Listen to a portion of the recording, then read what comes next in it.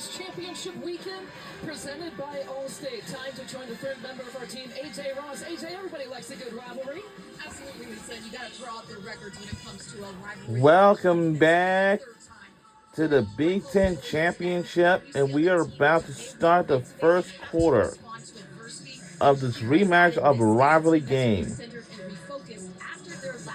So, as we know, that the UCLA Bruins were in the, I think it was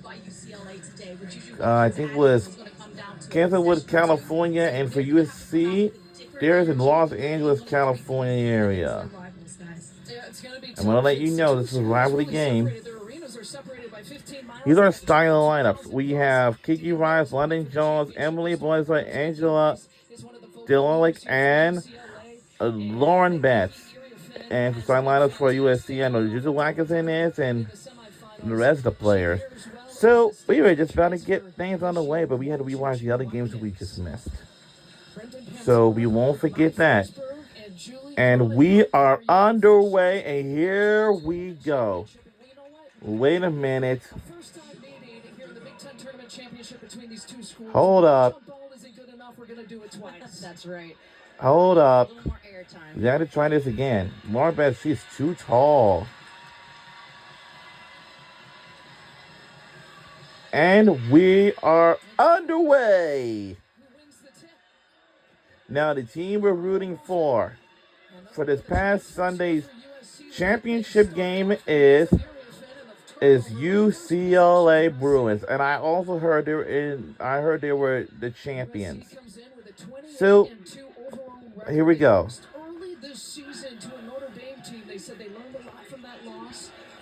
And only one thing that we have probably lost to was Notre Dame Fighting Irish. As a reminder, we both are tied for first place. No, but we saw it. Well, actually, no. Is it? Don't know. And it's something else. Was challenged a little bit, had some semifinals, but starting here again for USC, she's doing fine. Yeah, at this point in the tournament, there are a lot of tired legs, and it's going to be a lot about who can sustain themselves to the end of the game. Here's Lauren Betts' first shot. And one thing for UCLA is they had an easier semifinal game. And I can tell you something, this place can be home for the Indiana Fever for the women's basketball team. Yeah, USC was trailing by as many as 9 points to the Wolverines. Zaria Finn misses, and Smith gets the rebound. A really good offensive rebounding team. But to your point, UCLA beat Ohio State. I mean, just a beat down to the Buckeyes, 75-46. People like Betts play about 5 to 6 minutes below her average. Kiki Rice about 10 minutes below her average. Jaquez about 8 minutes below her average in that semifinal. So very well rested for 3 of their top players. Dugalich gets tied up, and the jump ball will stay here. They'll take it out from the sideline here for UCLA. You look at the series history. I mentioned that these two programs have played over 100 times. Wow. These two teams have played against each other like 100 times. Wow. They have been playing together ever since during the regular season until they're back again. Hey, shots good by our UCLA Bruins. We have taken the lead by 3. And the shot was made by Angela Dilolic.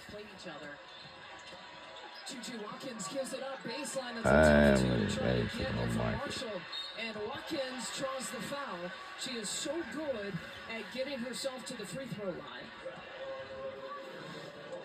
But a good start here for UCLA. This is all about execution. If they can spread the floor out, this is a team that can really get hot in a hurry and knock down those perimeter shots. That will open up their inside game for Lauren Betts to get involved. It's just that two-way basketball and that balance for UCLA.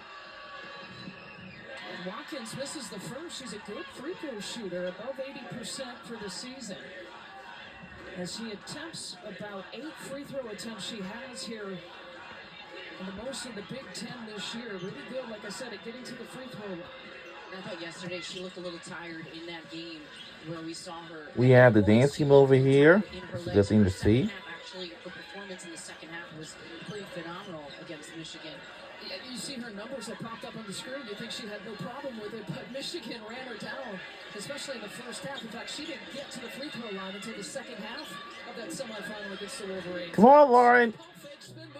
And shot is good by Lauren Betts. I gotta let the game just come to me, and right there you saw she had a good. Hold up.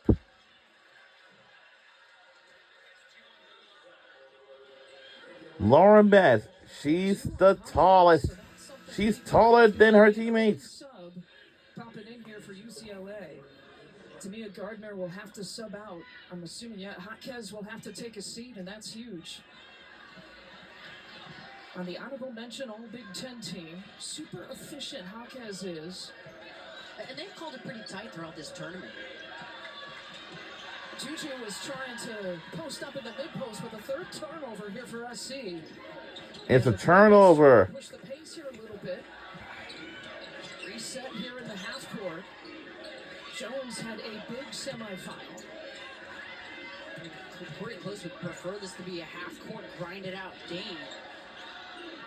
8 seconds on the shot clock. Rice off the dribble, takes the back screen, pulls up from mid-range. Can't get the bucket. And that's her game. Kiki Rice is so good with that mid-range game. And she's been a leader for the squad all season. She's really been leading by example. She's been more efficient this year, taking the shots that she wants to take. Well, the foul goes to Kennedy Smith, her first.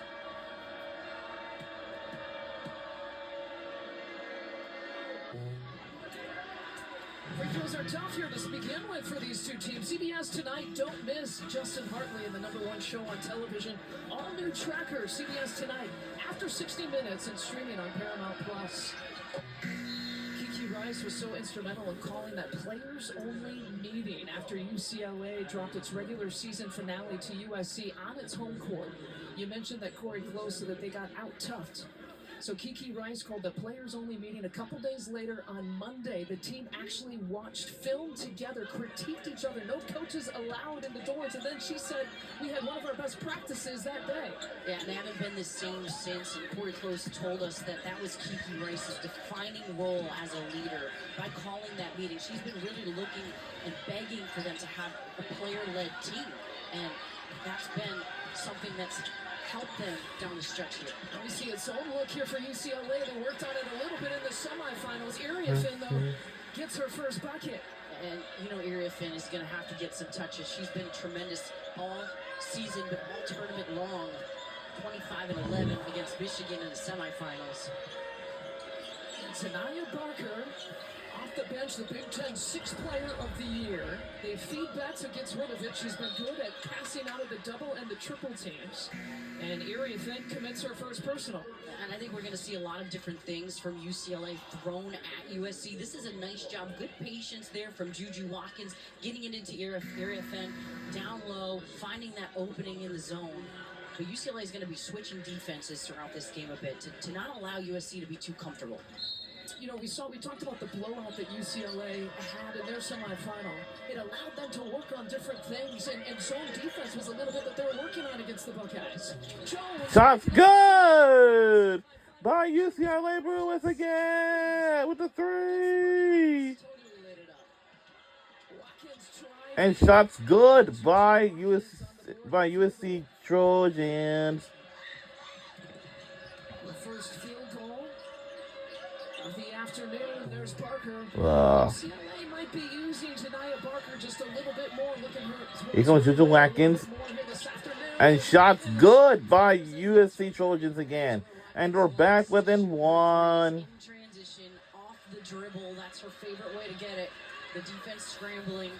And we know that she's going to be blanketed throughout the game, but she finds her shots. She's the Big Ten Player of the Year. Well, she leads the Big Ten. Got it up. Oh, no.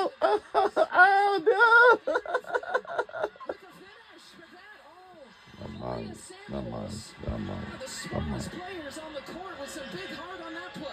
And she's so feisty. We saw her doing that yesterday. And the all shot was time. good by USC Trojans, but now we only trail by 1 point behind them. SC's first lead after that. It's a rivalry year. Oh. And we're still rooting for UCLA Bruins. Watkins with the crossover, charging towards the pockets. And the shot was good by USC Trojans. Now we're taking a timeout, Rensselaer. It's a timeout here for UCLA. And I think the defense here for USC is what is leading to this offensive execution. Just tremendous job from Samuels. She hustles. They call her pitbull for a reason, leading to some offense at the other end. We'll be right back.